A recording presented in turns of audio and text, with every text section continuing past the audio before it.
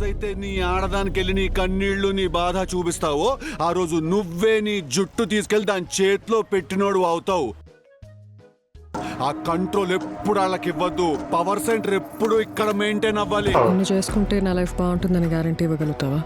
నీ గ్యారంటీలు వారంటీలు ఇవ్వడానికి నేను సేల్స్ మ్యాన్ కాదు. ఈ డైలాగ్ ఏ సినిమాలో చెప్పు. మేము మన నాకు తెలియదు. ఈ యాంగిల్ అయితే నాకు తెలుసు సార్, కొన్ని వీడియోస్ లో చూసాను. సంజయ్ సాహు తెలుసా? ఎందుకు తెలీదు, జల్సా. Okay okay okay. కమల్ని ముఖర్జీతో వెళ్ళినప్పుడు అనుకుంటారు కదా. నీకు తప్పులా కనిపిస్తుందా?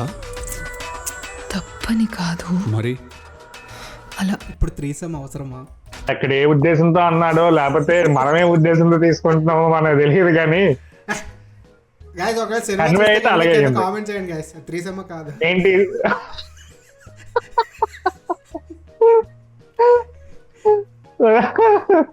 ఈ నిజం నీకు నీ చుట్టుపక్కల ఉన్న వాళ్ళకి నచ్చకపోతే అందరూ వచ్చి లైన్ లో నుంచోండి. డైలాగ్ కాదు, లైన్ లో నించమన్నాడు. అదేలే దానికే. ఆ డైలాగ్ బాగుంది. నాకు ఇదంతా చూస్తుంటే అంటే సెకండ్ హాఫ్ అంతా కొంచెం నిన్ను కోరే ప్యాటర్న్ లో తీసుకెళ్తాడేమో అనిపిస్తుంది. ఓకే, చూద్దాం. ఊరికే ఎక్కేస్తున్నావు అందరినీ.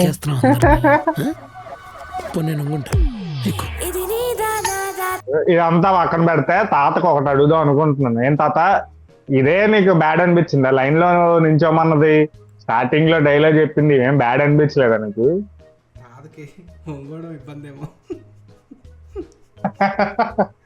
అయితే ఫస్ట్ తెలుసు కదా, టీజర్ చూసినప్పుడు మళ్ళీ ఎందుకు అదే సినిమా తీస్తున్నాడు అనిపించింది. ఏది Exactly. కృష్ణ